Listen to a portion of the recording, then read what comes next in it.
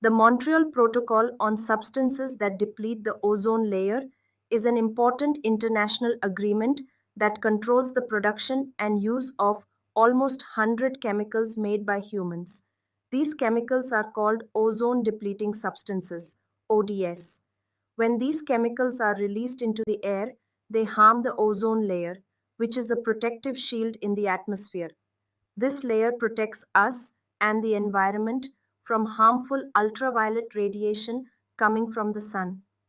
The protocol was agreed upon on 16 September 1987 and is one of the few treaties in the world to have been accepted by every country.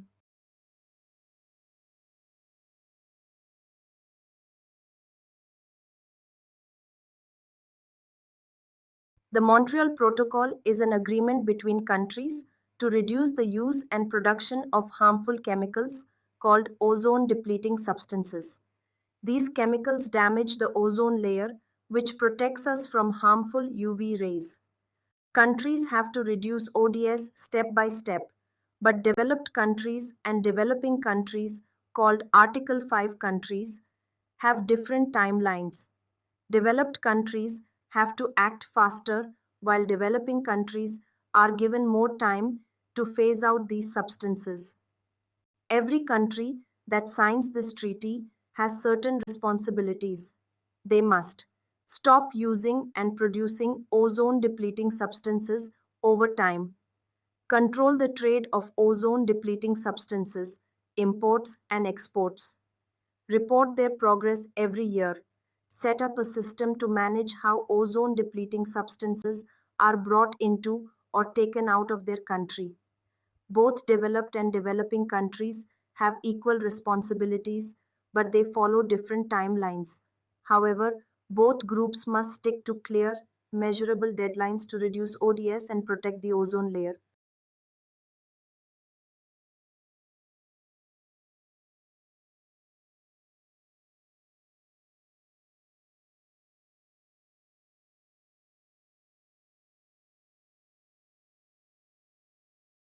The protocol has several important parts that talk about control measures, Article 2. This means countries agree to reduce or stop using certain chemicals that harm the environment.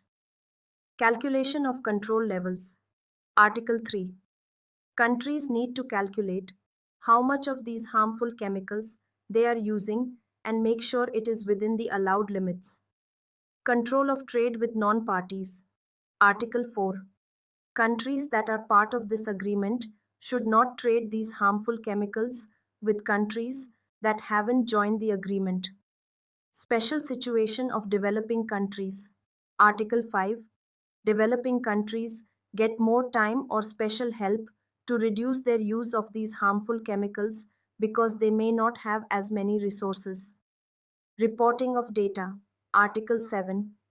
Countries must regularly share data and information on how much of the harmful chemicals they are using and if they are following the rules. Non-compliance, Article 8.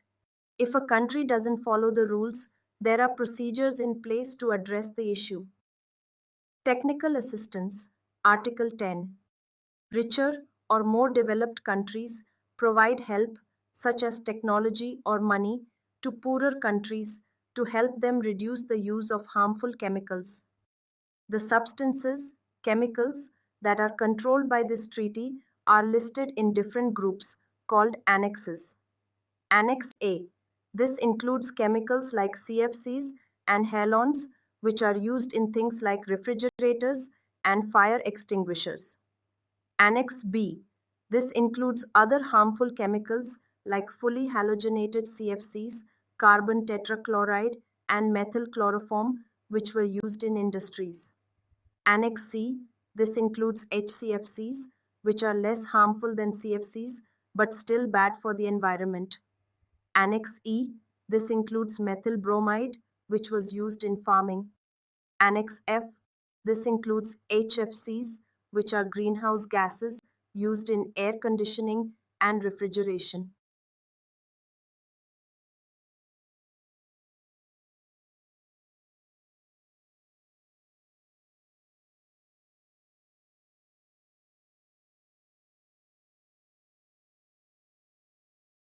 The Multilateral Fund for the Implementation of the Montreal Protocol was set up in 1991 as part of the treaty under Article 10. Its main goal is to help developing countries follow the rules of the Montreal Protocol, which is an international agreement to protect the ozone layer. The fund provides both financial help and technical support. It is specifically meant for countries that use and produce less than 0.3 kg of ozone depleting substances per person each year. Four major international organizations work together to carry out the activities of the Multilateral Fund: UN Environment Programme, UN Development Programme, UN Industrial Development Organization, World Bank. In addition to these, some countries that are not developing nations, non-Article 5 countries, also help through their own agencies.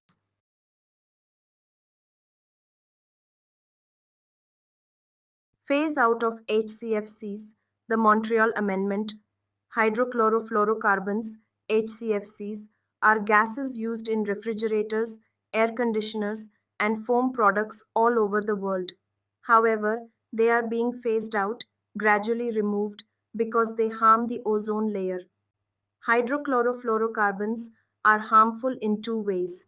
They damage the ozone layer, the part of the atmosphere that protects us from harmful UV rays. They are also strong greenhouse gases.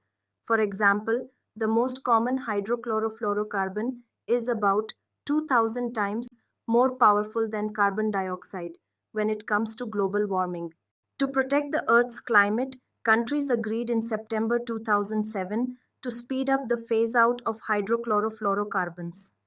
Developed countries have already started reducing their use of hydrochlorofluorocarbons and will completely stop by 2020. Developing countries started reducing hydrochlorofluorocarbons in 2013 and will stop using them completely by 2030 in steps. This way, the world is working together to protect both the ozone layer and the climate from further damage caused by hydrochlorofluorocarbons.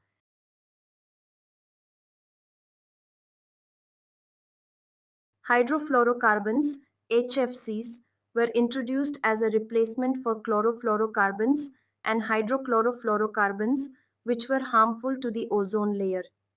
HFCs are now commonly found in air conditioners, refrigerators, sprays, aerosols, foams, and other products. Although hydrofluorocarbons do not harm the ozone layer, they have a high global warming potential, GWP. GWP is a measure of how much a gas can trap heat in the atmosphere. The GWP of HFCs ranges from 12 to 14,000, meaning some HFCs are thousands of times more powerful than carbon dioxide in causing global warming. Currently, HFC emissions, the amount of HFCs released into the atmosphere, are growing by 8% every year. By 2050, HFCs could make up 7 to 19% of global carbon dioxide emissions, which would make it harder to keep the rise in global temperature below 2 degrees Celsius this century. This is why taking quick action on HFCs is important to protect our climate. To tackle this, countries came together on 15 October 2016 at the 28th meeting of the parties to the Montreal Protocol in Kigali, Rwanda. They agreed to gradually reduce the use of HFCs, aiming for an 80 to 85% reduction by the late 2040s. Developed countries like the USA, Japan, and Europe started reducing HFCs in 2019. Developing countries like India and China will freeze, stop increasing their HFC consumption by 2024. Some other developing countries will follow in 2028. This agreement is known as the Kigali Amendment to the Montreal Protocol. Its goal is to control the use of HFCs to help limit global warming.